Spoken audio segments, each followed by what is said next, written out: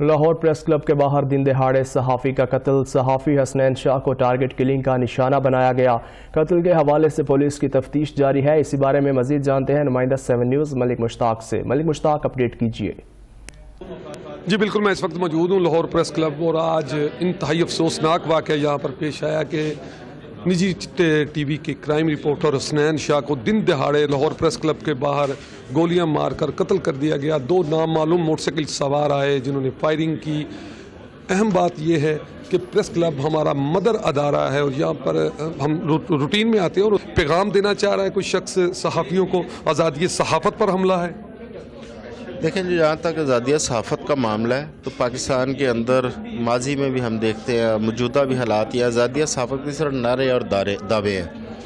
حکومتیں یا سیاسی پارٹیاں تمام یہی دعویٰ کرتی ہیں، اپنے مینیفیسٹو میں لے کے آتے ہیں کہ آزادی صحافت ہوگا، یہ ہوگا۔ ایسا ہوتا نہیں ہے۔ پاکستان دنیا کے ان خطرناک ترین ممالک میں شامل ہے جہاں پر صحافیوں کے لیے کام کرنا مشکل ہوتا جا رہا ہے۔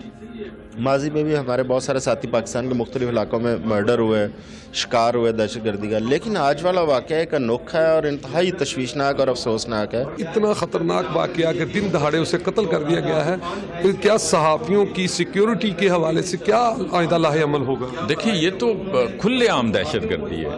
اتنی اہم جگہ پہ، کلب کے پاس ڈیوس روڈ پہ، اشارے پہ، بے شک دیکھیں کوئی ٹارگٹ کلنگ ہو، لیکن ٹارگٹ کلنگ بھی اگر اس طرح سے ہو جائے اور اتنے وہ کامیابی سے فرار بھی ہو جائیں، یہ تو ہمارے قانون نافذ کرنے والے اداروں کے منہ پہ تمانچہ ہے، سوالیہ نشان ہے کہ یہ پھر محفوظ کون ہے؟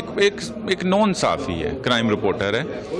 میں یہ سمجھتا ہوں کہ ہم لاہور کے نہیں، پورے پاکستان کے جو صحافی ہیں وہ یہ سمجھ رہے ہیں کہ حکومت کیا کر رہی ہے۔ وہ کبھی کہتی ہے ہم یہ بل لا رہے ہیں، جرنلسٹ پروٹیکشن کا یہ کر رہے ہیں، وہ ساری باتیں ہیں۔ انتہائی صحافیوں میں غم و غصہ پایا جا رہا ہے۔ آج کے اس واقعے کے حوالے سے کوشش کی جائے پولیس کو کہ جلد از جلد ان قاتلوں کو گرفتار کر لیا جائے، ادروائز یہ احتجاج سڑکوں پر ہوگا، صحافی سڑکوں پر نکل آئیں گے، اور پولیس کو چاہیے کہ جلد ان قاتلوں کو گرفتار کیا جائے۔ جی